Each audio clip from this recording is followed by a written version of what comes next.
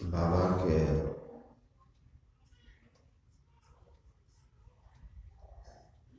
पावन वर्षी के उपलक्ष्य में यहाँ परमाराध्य सदगुरु महाराज की कृपा से उपस्थित हुए।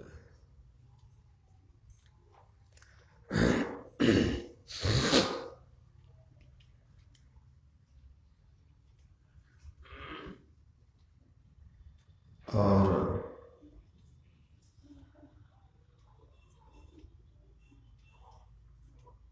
मोक्ष के संबंध में ग्रंथ पाठ और प्रवचन भी हम लोगों ने सुना है।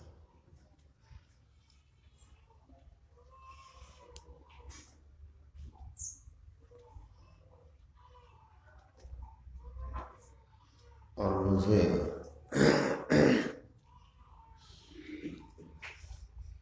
पूज्य श्री ज्ञान शिखर बाबा की एक बात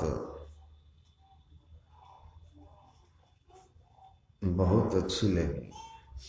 सारी बातें अच्छी है, बहुत अच्छी कि हम लोग ऐसा जो समझते हैं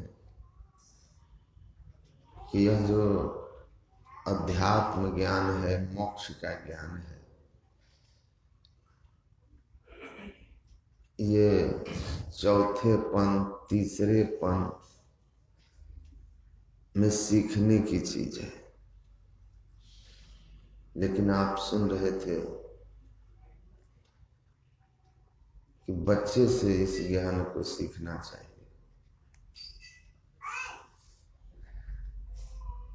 अब बड़े बड़े लोग, पढ़े लिखे लोग ऐसी सोच रखते हैं। कुछ समय पहले की बात है, दिल्ली से मैं आ रहा था पटना जिला अधिवेशन में, और दिल्ली सत्संग में था। राजधानी ट्रेन है, उसमें जिनके यहाँ गया था मैं, वो लाकर हमको बैठा दिए।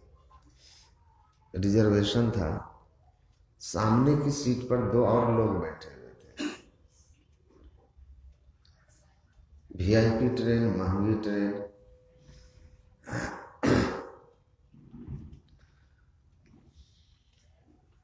जब वो उतर गए, आवाज ठीक कीजिए,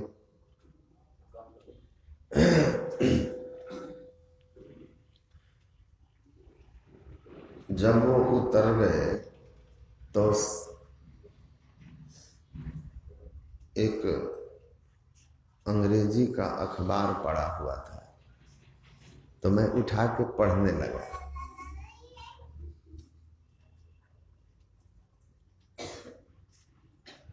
थोड़ी देर बाद बैठे हुए एक बंधु कहते हैं, कहाँ जा रहे हैं? तो मैंने कहा कि पटना जा रहा हूं। किस लिए? मैंने कहा सत्संग के लिए, सत्संग प्रचार के लिए। कहा यहां क्यों आए थे? दिल्ली क्यों आए थे?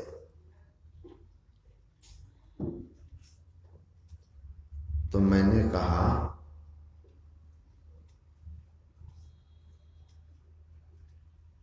कि सत्संग के लिए।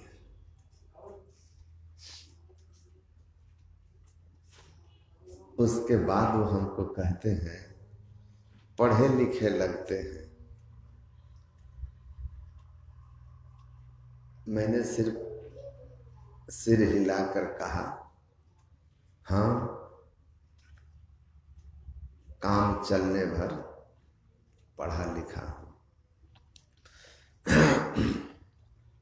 वो कहते हैं तो आप केवल सत्संग ही करते हैं, सत्संग प्रचार ही करते हैं।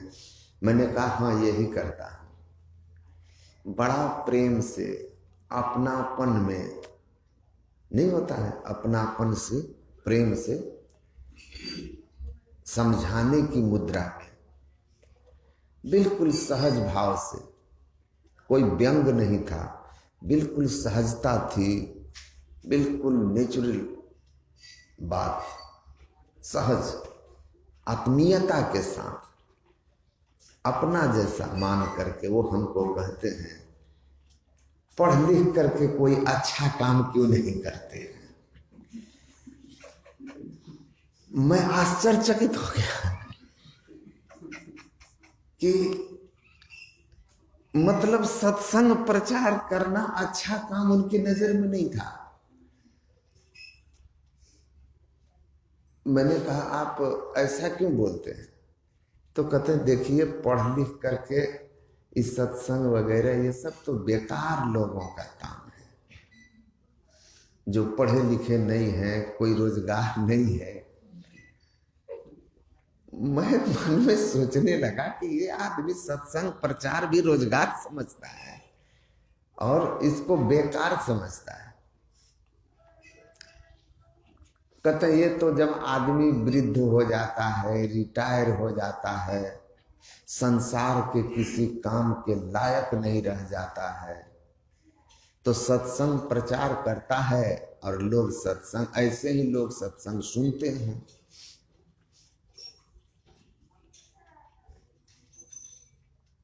मैं थोड़ी देर तक सोचता रहा कि इनको क्या समझाएं। ये तो हमें ही करें कोई अच्छा काम करो, और इसको सिरे से खारिज कर रहे हैं। तो मैंने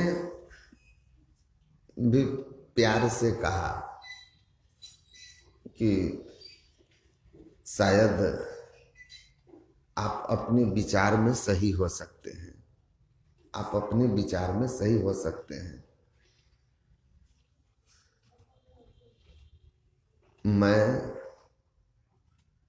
मेरी समझ यही है,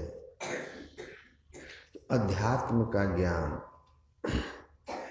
सबको होना चाहिए, बचपन से होना चाहिए, और अध्यात्म का प्रचार सब जगह होना चाहिए, और नए जीवन के प्रारंभिक काल से ही करना भी चाहिए और जानना भी चाहिए। अध्यात्म का प्रचारक भी हो, अध्यात्म को जाने भी, अगर प्रचारक नहीं है तो जानिए और जीवन में अपनाइए। सत्संग से अध्यात्म का प्रचार होता है, ईश्वर भक्ति का प्रचार होता है। और तब मैं उनसे कहा कि देखिए आप मेरे कुछ सवालों का जवाब दें, अगर आप सही हो, उम्र में आप बड़े हैं, आप जीवन के, आपको अनुभव हमसे अधिक है, तो हम आपकी बात पर विचार करेंगे कि कोई अच्छा काम कहीं और हो इससे। अगर इससे कोई और अच्छा काम आपकी नज़र में है, अब मेरी नज़र में नहीं है, क्योंकि मुझे तो सबसे अच्छा यही लगता है, तो मैं उस पर भी विचारूं। तो मेरे कुछ प्रश्नों के आप उत्तर देंगे। पहली बात मैंने पूछा कि आप अमीर आदमी हैं, करोड़पति तो आप लगते हैं। तो उन्होंने कहा कि हाँ इसमें क्या कोई दो राय नहीं है। उनके साथ जो बैठे थे तब वो कहते हैं ये करोड़पति नहीं महाराज, अरबपति आदमी हैं। पटना में उनका परिचय पूरा बताया, किसी मेडिसिन कंपनी के बिहार झारखंड के मुख्य डिस्ट्रीब्यूटर हैं और उस कंपनी का बहुत प्रचार है। मैं समझ गया सही बोल रहा है। तो उनसे मैंने कहा कि इतना आपके पास सब कुछ है, ऊंचा मकान, नौकर चाकर, bank balance, per day income, उन सब की कोई मेरे लिए गणना नहीं है। बहुत बड़ा, बहुत अधिक होगा। बहुत सारी गाड़ियां, इन सब चीजों की आपके पास कमी नहीं है, लेकिन आप अपने जीवन में आनंद कितना अनुभव करते हैं, आप अपने जीवन से कितने संतुष्ट हैं, आप अपने जीवन में कितना शांति को अनुभव करते हैं, कितना सुख, शांति, आनंद और स्वयं के जीवन से संतुष्टि है। बस एक सवाल, थोड़ा सोच करके और फिर बोले, इनमें से सबका अभाव है मेरे जीवन में। सुख, शांति, आनंद, संतुष्टि, सबका अभाव है। तो इसका अभाव क्यों है? इतना सब कुछ होने के बाद अभाव है। दूसरा सवाल मैंने उनसे पूछा, आप जब बच्चा थे तब जीवन में किसी तरह का कोई तनाव, कोई चिंता, कोई फिक्र थी? आनंद होगा जीवन में, स्वाभाविक है। तो कहा बचपन में तो बड़ा आनंद था, खेलो कूदो, कोई चिंता फिक्र नहीं। तो आप बड़े होने लगे तो हाँ, तो जैसे जैसे आप बड़े होने लगे आपका ज्ञान बढ़ने लगा तो हाँ, ज्ञान बढ़ने लगा। धन संपत्ति, सुख सुविधा के साधन वो भी बढ़ते गए, आमदनी बढ़ रही थी, पिताजी अमीर हो रहे थे, आप बड़े हो रहे थे, समझदार हो रहे थे, ज्ञानी हो रहे थे। तो जब सब कुछ बढ़ रहा था, आप भी बढ़ रहे थे, तो आपके जीवन का आनंद बढ़ रहा था कि नहीं? जीवन की सुख शांति बढ़ रही थी कि नहीं? वो क्यों घट रहा था? आप बड़े हो गए, समझदार हो रहे थे, सब कुछ बढ़ रहा था और जीवन से शांति जा रही थी, तनाव बढ़ रहा था, अशांति बढ़ रही थी, आनंद खो रहा था, दुख आ रहा था, चिंताएं आ रही थी। तो उम्र के बढ़ने के साथ आनंद क्यों नहीं बढ़ा?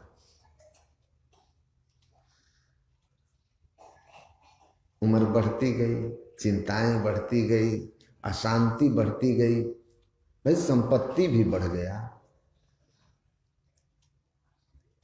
तो आनंद क्यों पीछे छूट गया? शांति क्यों चली गई? आपने इस पर कभी सोचा है?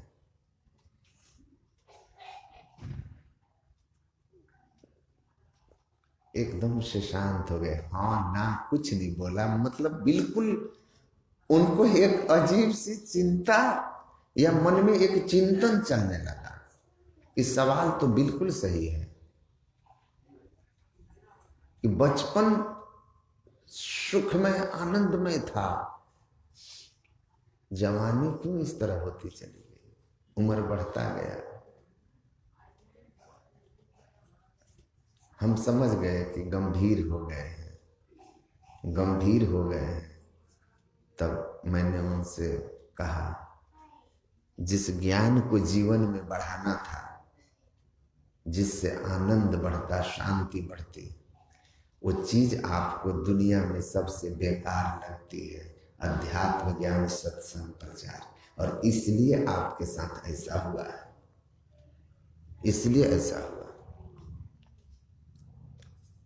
इस ज्ञान से आपको उसकी प्राप्ति होगी जिसकी खोज, किसकी खोज? मनुष्यों के हृदय में स्वाभाविक ही है। पाठ किए हैं ना भैया? किसकी खोज? शांति की।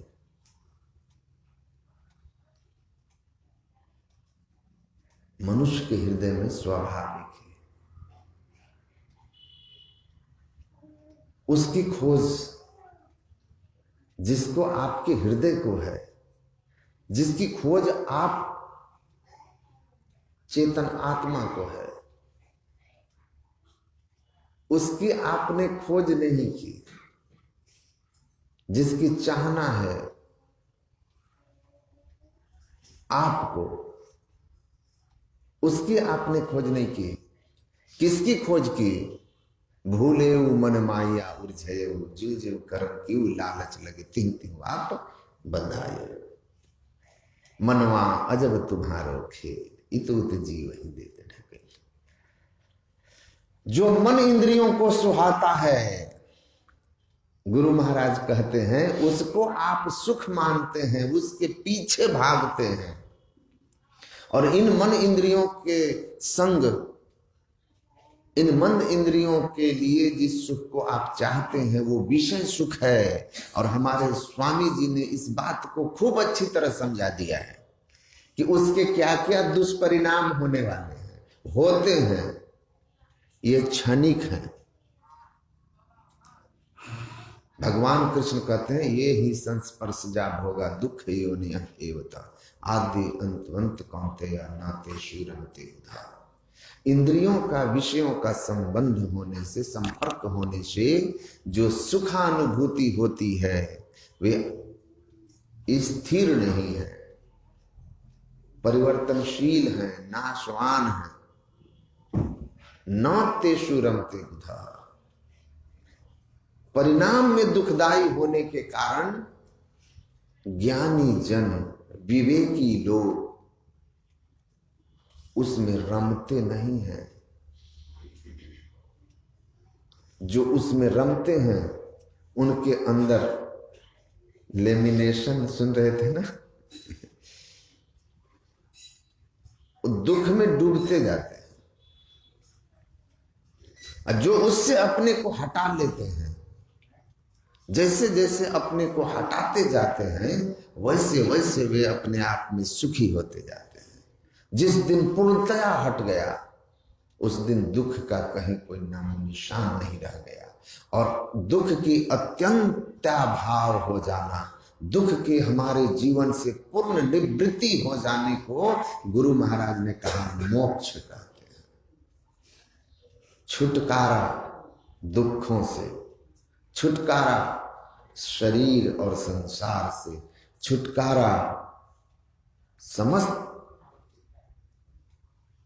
कर्मेंद्रियां, ज्ञान इंद्रियां और अंतःकरण के इंद्रियों से, सबसे छूट जाना। शरीर, संसार, इंद्रियां सबसे छूट जाना, कैवल्य दशा में हो जाना, अकेले हो जाना। मैं एक, मेरी पुस्तक है मेरे पास, उसमें एक बहुत सुंदर कहानी है, कॉन्वर्सेशन विथ गॉड, ईश्वर के साथ वार्ता। उसमें एक छोटी सी कथा है। वो लिखते हैं कि पर्वत की गुफा में एक आदमी समाधि में बैठा हुआ ध्यानस्थ है। वहां एक पर्यटक पहुंचता है और उनसे पूछता है, जब उनकी वृत्ति नीचे आती है, जब वो आंख खोलते हैं तो वो उनसे पूछता है कि आप यहां अकेले में रहते हो क्या? Are you not getting bored? आप बोर नहीं होते हो अकेले रहकर? तो उसने उत्तर दिया कि तुम्हारे आने से मैं बोर हो रहा हूं। जब तक तुम नहीं थे मैं अकेला था, मैं आनंद में था। तुम जैसे आए मैं बोर हो गया, मेरा आनंद खोने लगा। तो तुम चले जाओ, तुम जाओ, मुझे मेरे आनंद के साथ रहने दो, मुझे मेरे साथ रहने दो, मुझे मेरे साथ रहने दो। जियोफ सार्त्र हुए जर्मनी में, वो लिखते हैं the other is hello, the other is hello, एक निरंजन है, दूसरा नरक है। दूसरा नरक है का मतलब है जैसे ही द्वैत आता है आप नरक में, कैवल्य में हैं, जहां सिर्फ आप ही आप हैं, दूसरा कोई नहीं है, वहां आप मोक्ष में हैं, आनंद में हैं। तो केवल आप, उसमें न शरीर रहे, न इंद्रियां रहे, न मन रहे, न बुद्धि रहे, न संसार रहे, न कोई विषय रहे, उस अवस्था को प्राप्त कर लेना। इसीलिए कहा मोक्षस्य न वास्वस्ति न ग्रामांतर में वया अज्ञान हृदय ग्रंथि नासो मोक्ष विधि। मोक्ष ऐसा नहीं है कि किसी देश में रखा हुआ है, किसी स्थान पर है। मोक्ष उस अवस्था का नाम है जब आपके हृदय की अज्ञान ग्रंथि का नाश हो जाता है। भिद्यते हृदय ग्रंथि छिद्यन्ते सर्व संशया छियन्ते चास्य कर्माणि तस्मिन् दृष्टे परावरे। अज्ञान ग्रंथि हृदय नाश। कौन सी अज्ञान ग्रंथि है जिसका नाश हो जाए?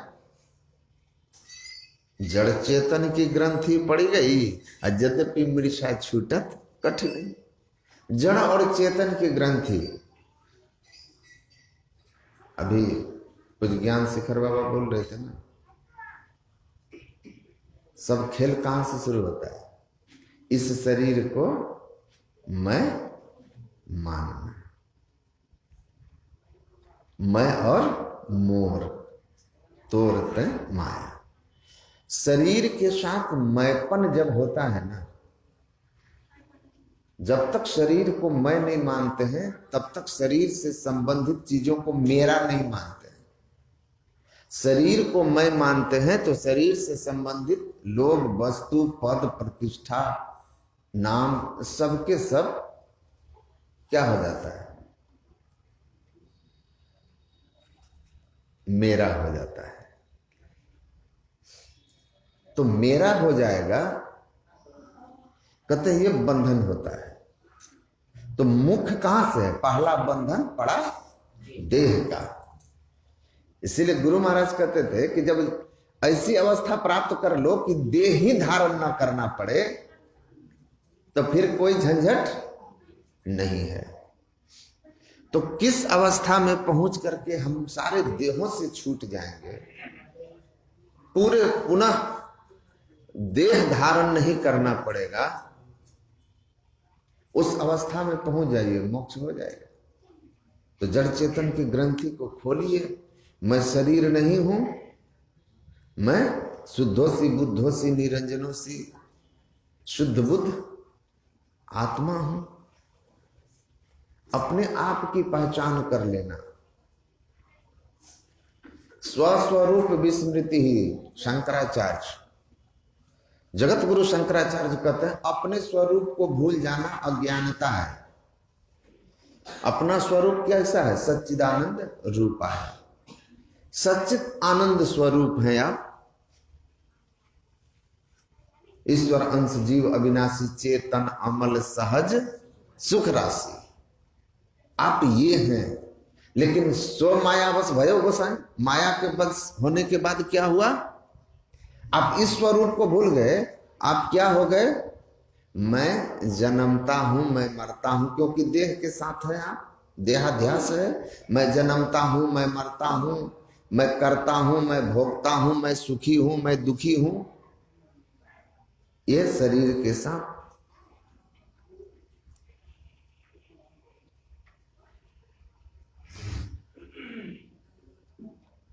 तो ये जो भावना है हमारा, ये क्यों है? क्योंकि अज्ञानता के कारण। ज्ञान होगा तो स्वरूप बोध होगा, तो हम जन्म और मरण से परे हो जाएंगे। जन्म और मरण से परे हो जाएंगे। ये सोल सेल्फी में लिखा है कि I and me, I and my is the seed and cause of all the grief, miseries and fear in our life. स्वामी राम तीर्थ की वाणी है कि मैं और मेरा, ये दो जो शब्द है, इसमें हमारा सारा दुख समाया हुआ है। और महाभारत में वेद व्यास जी ने लिखा, द्वय पदे बंद मोक्षाय निर्ममेति ममेति च, ममेति बंधते मुक्त जंतु निर्ममेति विमुक्तये। दो पद है बंधन और मुक्ति का। एक है संसार की आसक्ति, ममता, मोह, वो बांधती है, और दूसरा है निर्ममता, अनासक्ति, जो संसार से खोलती है, मुक्त करती है। तो संसार की ओर बंधना, सांसारिक चीजों में आसक्ति होना, उनको मैं मेरा मानना, उनको अपना मानना बंधन है, और उन सब से अपने को अलग कर लेना मुक्ति है। बहुत छोटे छोटे शब्दों में है ये, लेकिन इस स्थिति में पहुंचना बहुत बड़ी बात है। एक दार्शनिक ने लिखा कि एंड ऑफ लाइफ, जीवन का अंत हो जाए, before the end of breath, before the end of desires are bondage. श्वास के खत्म होने के पहले अगर आपकी इच्छाएं खत्म नहीं हुई तो बंधन, लेकिन सांसों के खत्म होने के पहले अगर आपकी समस्त सांसारिक कामनाएं समाप्त हो गई तो मुक्ति। मतलब प्राण निकलने के पहले, शरीर त्यागने के पहले संसार की समस्त वासनाएं अगर चली गई तो मोक्ष है, मोक्ष में है आप। अगर वासना रह गई और शरीर छूट गया तो पुनर्जन्म आपको लेना पड़ेगा, पुनर्जन्म आपको लेना पड़ेगा, मुक्ति नहीं हो सकती है। इसीलिए उपनिषद में लिखा है, भोगेच्छा मात्र को बंधस तत् त्यागो मोक्ष उच्यते। भोगेच्छा, भोगों की इच्छा अगर हमारे अंदर में है, रूप रस गंध स्पर्श शब्द, कोई भी भोगेच्छा हम में शेष है तो कहते हैं बंधन पड़ा हुआ है। समस्त भोगेच्छाएं समाप्त हो गई, तिरोहित हो गई, पूर्ण काम हो गए। आत्मन्य आत्मना तुष्ट, आप अपनी आत्मा में अपने आप संतुष्ट हो गए। आप्त काम, पूर्ण काम, तस्य प्रज्ञा प्रतिष्ठितः। वह प्रज्ञावान मुक्ति की स्थिति को प्राप्त किया हुआ महापुरुष है, मोक्ष दशा में है। तो हमारी समस्त इच्छाएं खत्म हो जाएं, जीते जी before end of desires before the end of breaths, सांसों के खत्म होने के पहले इच्छाओं का अंत हो जाए। और ये इसीलिए कबीर साहब ने कहा, साधो भाई जीवत ही करो आशा, जियत जीते जी, जीवत मुक्ता सोई मुक्ता, जीवत काटे कर्म सब, सारे कर्म, सारी कामनाएं, सारी इच्छाएं सब के सब जीवन काल में समाप्त हो जाए। अब वही मिला सो तब वही मिलेगा। जीते जी मुक्ति हो गई तो शरीर त्यागने के बाद भी मोक्ष पद में जाएंगे। अगर जीते जी मुक्ति नहीं हुई, मोक्ष नहीं मिला, तो पुनर्जन्म होगा। और इसीलिए आपने पाठ में सुना कि ये जो 4 तरह की मुक्तियों का वर्णन किया, सालोक मुक्ति, सारूप मुक्ति, सायुज्य मुक्ति और सामीप्य, ये 4 की मुक्ति जो होती है, ये मुक्तियां वास्तविक मुक्ति नहीं है। और ये क्या चीज है? सालोक। आप जिस इष्ट को मानते हैं, आप भगवान विष्णु के उपासक हैं, वैकुंठ लोक आपको मिल गया। जिस लोक में आपके इष्ट हैं, ब्रह्मलोक मिल गया, शिवलोक मिल गया, गोलोक मिल गया, तो आपके इष्ट देव के लोकों की प्राप्ति हो जाना सालोक मुक्ति है। लेकिन सामीप्य, उनकी समीपता प्राप्त कर लेना, जैसे गुरु महाराज कहते थे, जय विजय भगवान के नजदीक रहते थे, पार्षद थे। सायुज्य हो जाना, अपने इष्ट के शरीर में मिल जाना। भगवान राम ने जब कुंभकर्ण का वध किया, उसकी ज्योति निकली और राम में समा गई। लेकिन फिर द्वापर में उनका जन्म हो गया, फिर राक्षस बन के आ गए ना, शिशुपाल और दंती वक्र। तो ये जितनी तरह की मुक्तियों का वर्णन है, ये सब वास्तविक मुक्ति नहीं है। सारूप, जैसे गिद्ध जटायु को भगवान ने अपना विष्णु चतुर्भुज रूप दे करके अपने लोक को भेज दिया। तो कहते हैं ये जो लोक प्राप्त होते हैं ना, तो लोक ही शाश्वत नहीं है। 7 स्वर्ग केरे निवासी दिव्य देव सब अक्सब ही बटो ही, कोई न अस्थिर। सब बटो ही मतलब राही, यात्री। कुछ काल वैकुंठ, कुछ काल ब्रह्मलोक, विष्णु लोक, स्वर्ग लोक, प्रजापति का लोक, गोलोक, जो भी है, उस लोक के धर्मशाला में आराम से रुके और उसके बाद आपका पुण्य छीन सोई देव स्वर्ग से। तो ये जो लोकों की प्राप्ति होती है, ये कोई लोक शाश्वत नहीं है, लोक ही शाश्वत नहीं है, वे स्वयं नाशवान है। प्रलय में आप जानते हैं ब्रह्मा भी नाश को प्राप्त होते हैं। जब ब्रह्मांड का ही प्रलय हो जाता है, तो उसके ब्रह्मा विष्णु महेश भी प्रलय को प्राप्त होते हैं। तो वे लोग स्थिर कैसे हो सकते हैं? उसकी प्राप्ति आपका शाश्वत मुक्ति का धाम कैसे हो सकता है? तो समस्त लोकों से, मैंने पढ़ा योग वासिष्ठ में, भगवान राम को उनके गुरु महर्षि वशिष्ठ ने कहा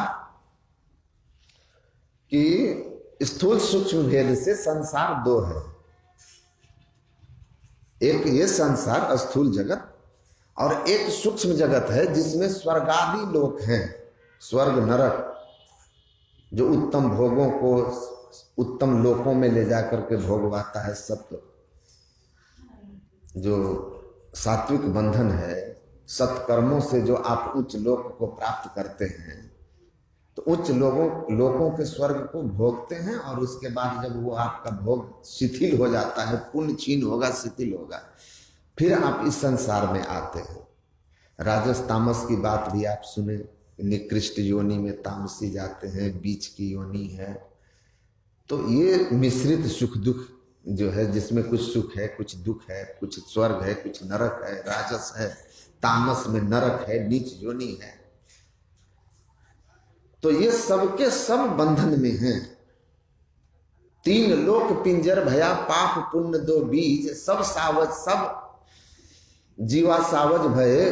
कबीर साहब की वाणी में है,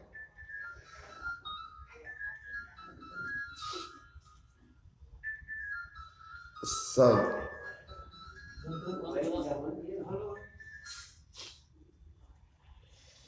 कबीर साहब कहते हैं कि तीन लोक पिंजर भया। तीन लोक, भू भुआ स्व जो पढ़ते हैं आप, धरती लोक कह लो, स्वर्ग लोक कह लो, नरक लोक कह लो, पाताल लोक, जैसे आपको समझना है। तीन लोक पिंजर भया, पाप पुण्य दो जाल। जाल समझते हैं ना? पुण्य सोने की हथकड़ी है, लेकिन है क्या? हथकड़ी फंसाता जाल है ना। दो जाल, सब जीवा सावज भय एक अहेरी काल। किसी भी लोक में जाइएगा, काल आपको निकल जाएगा। काल के गाल बड़ा है रे मूरख, कांपत ब्रह्मा विष्णु महेश्वर। किम अन्य ही काल ने धुरते ही ब्रह्मा कल्पांते वैष्णवादि भी। भागवत महापुराण में दिया है। कहता है कि काल इतना बली है कि हिरणाक्ष मर गया तो कौन सी बड़ी बात है कि हिरणाक्ष का वध हो गया, कि आश्चर्य व्यक्त करते हो कि हिरणाक्ष जैसा बलि मर गया। अरे काल इतना बली है कि कल्प के अंत में वैष्णवादि भी, ब्रह्मा विष्णु आदि समस्त देवों को भी निगल जाता है। तो उसके लोक में जाकर के आप उनकी समीपता पाकर, उनका रूप धारण कर, या उनमें समा करके आप मुक्ति पा लेंगे। शाश्वत और अखंड सुख नहीं हो सकता। शाश्वत और अखंड सुख कैवल्य मुक्ति है। कैवल्य का अर्थ क्या है? जहां केवल आप, केवल मतलब ओनली, मैं, केवल, कैवल्य दशा। तो कैवल्य दशा में हम पहुंच जाएं तो फिर हमारे जीवन में कोई दुख नहीं होगा। हम संत हो गए और हम सब हो सकते हैं। गुरु महाराज ने कहा जितने मनुष्य स्तनधारी हैं, कोई भेदभाव नहीं है। जितने मनुष्य स्तनधारी हैं, एक राजा थे, उनके पास बाज का 2 बच्चा था। बाज समझते हैं? चील, बाज जो होता है आकाश में बहुत ऊंचा उड़ता है। उस चील के, बाज के 2 बच्चे थे उनके पास। तो एक बच्चा जो था कुछ समय के बाद बहुत ऊंचा उड़ता था, और दूसरा को राजा उड़ाए, उड़ के आकर के डाली पर बैठ जाता था।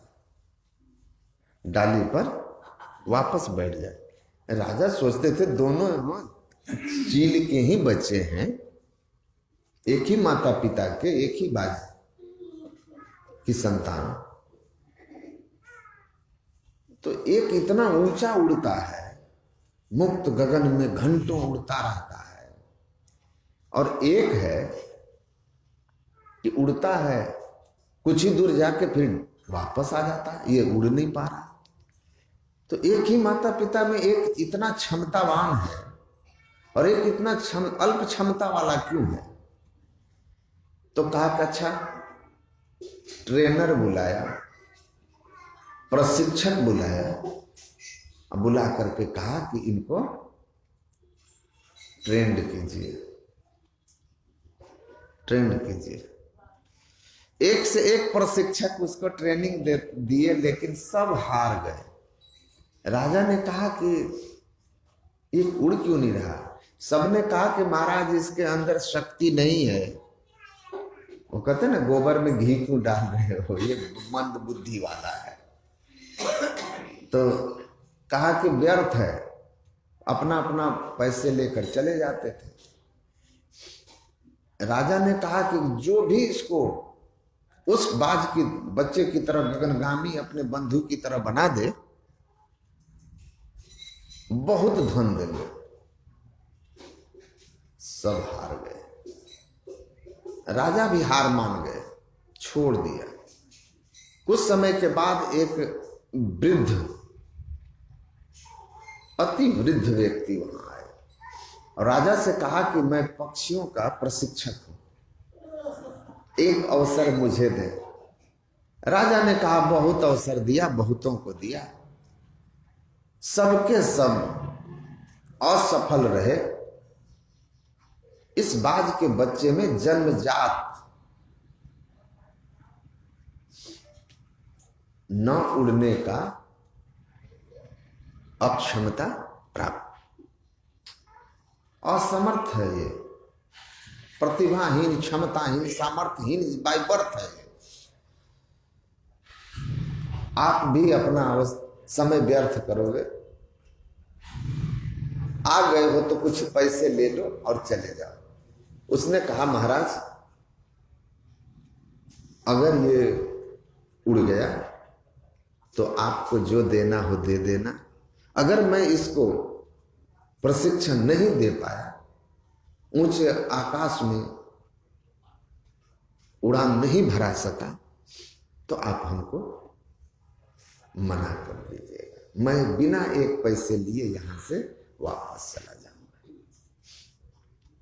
वो वृद्ध बाग में गए, बगीचे में गए जहां दोनों बाज के बच्चे थे, ताली बजाई, एक उड़ गया, उड़कर ऊपर चला गया, ये दूसरा उड़ा और फिर वापस, ये फिर ताली बजाए, फिर वापस, फिर ताली बजाए, थोड़ा उड़े फिर वापस।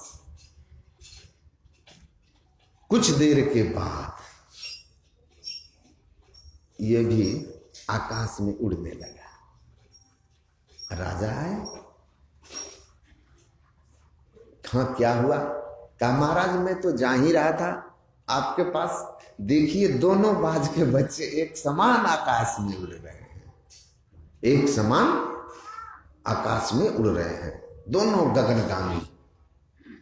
राजा को आश्चर्य हुआ, तो 1 घंटे में जो काम आपने कर दिखाया, यहाँ 6-6 महीने रह के 10 साल, यहाँ 6-6 महीने हो गए, लेकिन कोई सफल नहीं हो सका। 4 दिन, 5 दिन, 10 दिन सब समय लिए और सब हार मान के भाग गए, और आपने 1 घंटे में इसको आकाशगामी बना दिया।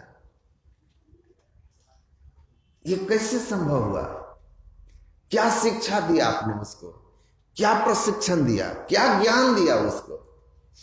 राजा ने कहा कोई शिक्षण प्रशिक्षण कोई ज्ञान नहीं दिया, ज्ञान प्रशिक्षण सब कुछ इसको बाय बर्थ है, क्योंकि बच्चा किसका है? ये बाज का। सामर्थ्य अपने भाई वाला इसमें सब है। बस महाराज मैंने उसकी कमी को पकड़ लिया कि कमी क्या थी। उसकी कमी ये थी कि वो डाली की आसक्ति में फंसा हुआ था। डाली जो थी उसमें आसक्त हो गया था, और वो आसक्ति उसको जैसे उड़ता था खींच लेती थी। जैसे मिट्टी को, किसी भी वस्तु को आप ऊपर फेंको तो पृथ्वी का ग्रेविटेशन खींच लेता है नीचे की ओर, वैसे ही इसको डाली की आसक्ति खींच लेती थी। सामर्थ्य रहते हुए भी आसक्ति में डाली पर बार बार आकर बैठ जाता था। मैंने कुछ नहीं किया महाराज, उसकी इस कमी को पहचाना और आसक्ति की उस डाली को हमने काट कर देखिए नीचे गिरा दिया, और डाली जैसे कट के नीचे गिर गई वैसे ही इसके पंख सीधा आकाश की ओर चले गए। तो क्षमता तो वो आप में, हम में, सब में। ईश्वर अंश जीव अविनाशी, चेतन अमल सहज सुख राशि।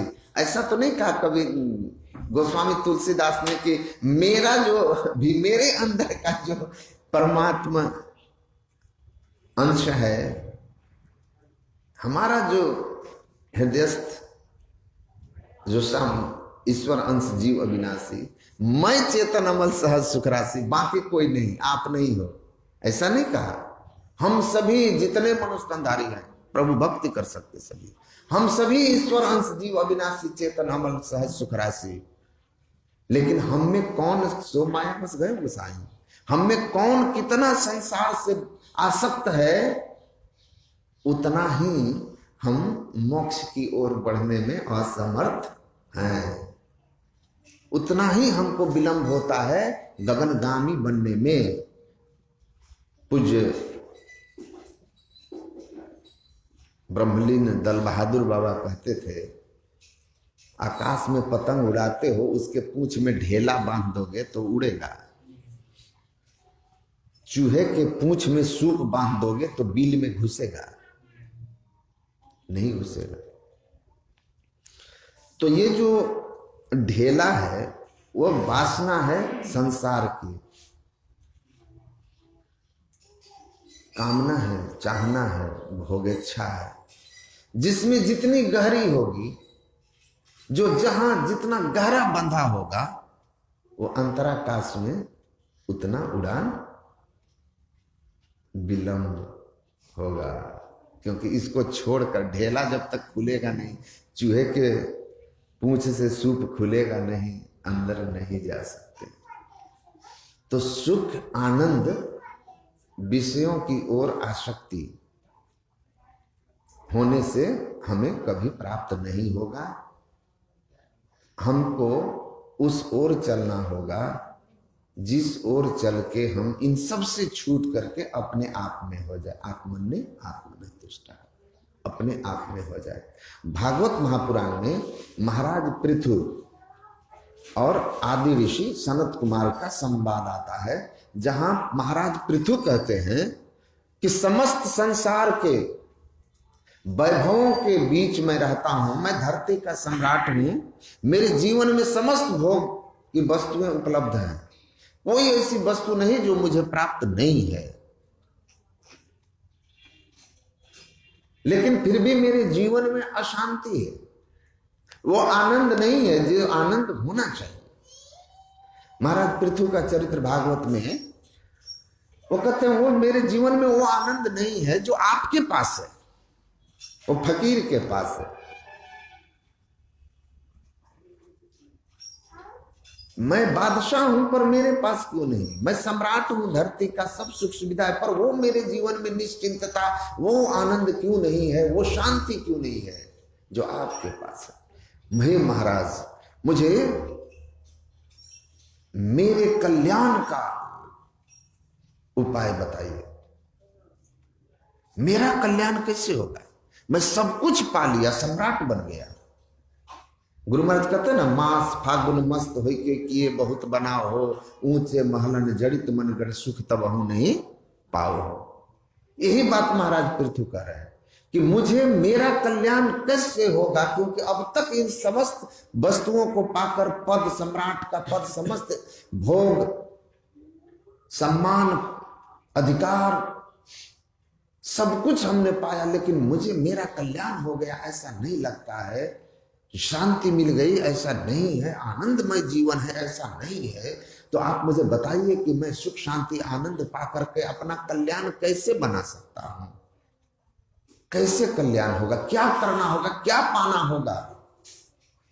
देखिए, कहता क्या पाना होगा, और ये क्या कहते हैं, जैसे हमारे श्रद्धे ज्ञान शिखर बाबा कह रहे थे, संसार की तरफ से तुम निकम्मा हो जाओ, बेकार हो जाओ। कहता कुछ पाने से नहीं होगा, जो पाए हो सब कुछ छोड़ना होगा, सब छोड़ने से होगा, पाने से नहीं होगा। पाने वाली कोई बात नहीं है। Becoming is disease of soul. कुछ होना, कुछ पाना, कुछ हो जाऊं, कुछ पालूं, ये तो आत्मा की बीमारी है, बीमारी है। सब छूट जाना, अपने आप में हो जाना है, और यही निरोगता है। स्वस्थ, स्व में स्थित हो जाना, अपने आप में स्थित हो जाना, स्वस्थ हो जाना है, वही आनंद की अवस्था है। तो कुछ पाना नहीं है। वो कहते हैं सुनो, और इतना सुंदर व्याख्या है। देखिए संत वाणी में कितना गूढ़ ज्ञान है। वो संत की ही वाणी है ना, वेद व्यास की वाणी। वो कहते हैं अगर तुम अपना कल्याण चाहते हो, जीवन में सुख शांति और आनंद को अनुभव करना चाहते हो, तो हे महाराज पृथु सुनो, असंगात व्यतिरिक्त आत्मनि दृढ़ारति निर्गुणे ब्रह्मचर्य। एक लाइन है, एक पंक्ति है। आत्मा के अतिरिक्त जो कुछ भी है, इसकी व्याख्या आपने बहुत सुनी। आत्मा के अतिरिक्त जो कुछ भी है वो सब अनात्म तत्व है, और समस्त अनात्म तत्वों से अपने आप को अलग कर लो, निर्गुण ब्रह्म में दृढ़ता के साथ रत हो जाओ, संलग्न हो जाओ, मोक्ष आनंद कल्याण हो जाएगा। सब अनात्म से अलग। आप इसकी व्याख्या सुने, संसार अनात्म तत्व, शरीर अनात्म तत्व, सब क्षेत्र छरा परा पर। जो अनात्म तत्व है, जड़ावरण से अपने को अलग कर लो। गुरु महाराज कहते हैं स्थूल शरीर, सूक्ष्म शरीर, कारण शरीर, महाकारण शरीर। स्थूल संसार, सूक्ष्म संसार, कारण संसार, महाकारण संसार, ये क्या है? सब के सब जड़ है। और इसके साथ किसका संबंध है? चेतन का। जड़ और चेतन की जो ये बाउंडिंग है, बंधन है, इसको अलग कर लो, कैवल्य दशा में होगे। इसके लिए क्या करना होगा? दृढ़ारति, दृढ़ता के साथ रत होना होगा, संलग्न होना होगा। किसमें? निर्गुण ब्रह्म में। और निर्गुण किसको कहते हैं? निर्गुण क्या है? शब्द ब्रह्म, जिसको आप सार शब्द कहते हैं, उसको निर्गुण ब्रह्म भी कहते हैं। वो कहते हैं आप उसमें रत हो जाइए। सत शब्द धरकर चल मिलन, आवरण सारे पार। तो उस स्थिति में जहां आप उस शब्द को पकड़ सको, वो वहां पर पहुंचना होगा ना, तब कैवल्य दशा आएगी। तो अपने आप को महाकारण के केंद्र में ले जाकर के सार शब्द को परखेंगे, तो आपका जड़, आप आत्मज्ञान को प्राप्त कर लेंगे। अज्ञानता आपकी चली जाएगी, आपके शरीर इंद्रियों का संग छूटेगा, संसार छूटेगा। को हम अहम ब्रह्मास्मि, आत्मज्ञान होते ही परमात्मा की पहचान होगी। अब परमात्मा की पहचान होने से मुक्ति होगी, और अंततः हम प्रभु प्रभु हम एक ही हुई, द्वंद्व द्वैत रहे नहीं कोई।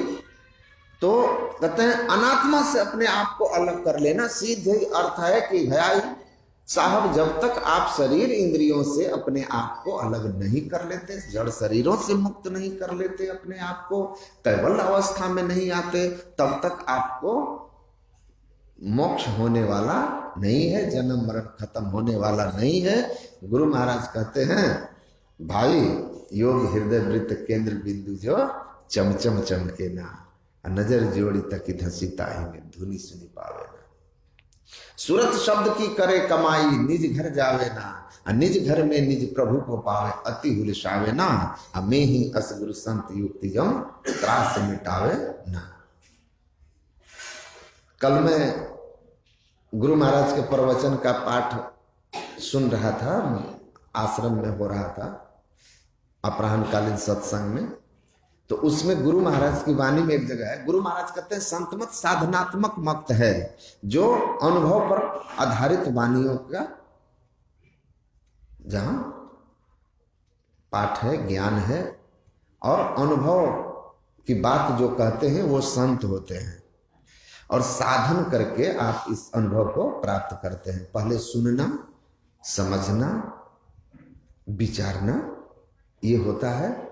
फिर साधना शुरू होती है दीक्षा शिक्षा के बाद, और साधना के अंत में आत्म बोध हो जाता है, अनुभव हो जाता है, स्वयं से हम जान जाते हैं जो सुने समझे पढ़े।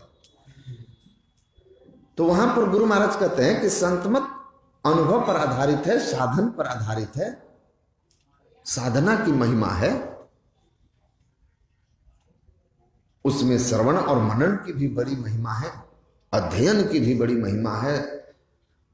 तो लेकिन मुख्य चीज है साधन, क्योंकि जानना तो उसी से होगा। छोटो बढ़ो न घटी बड़ी, आप सब प्रकाश कह मलुक अनादि हरि, साधन को विश्वास।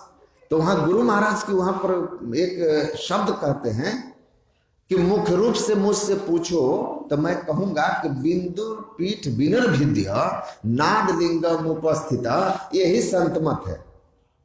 मैंने उसको नोट किया, यही संत मत है। मतलब संत जो हो गया उसी का जो विचार है वो संत मत है। तो क्या है मूल चीज? बिंदु पीठ विनिर्भिद्य, बिंदु का भेदन कर देना। बिंदु जो स्थान है उस स्थान को भेद जाना, पार करना,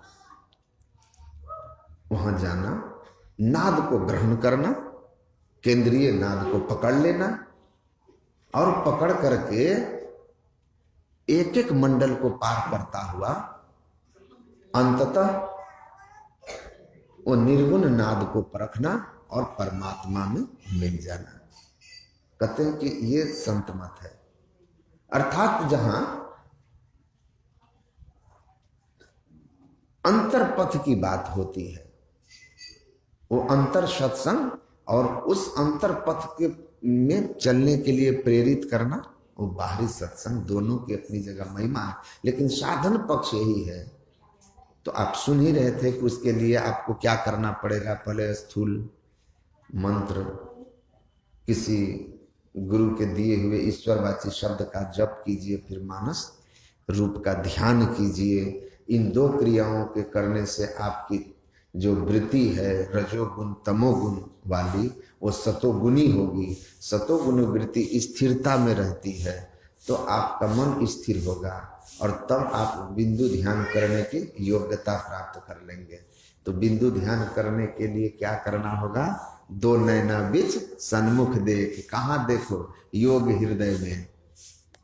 योग हृदय, उस योग हृदय को ही शिव नेत्र कहते हैं, सुषुम्ना कहते हैं, 10वां द्वार कहते हैं, है ना, कंजा कमल कहते हैं।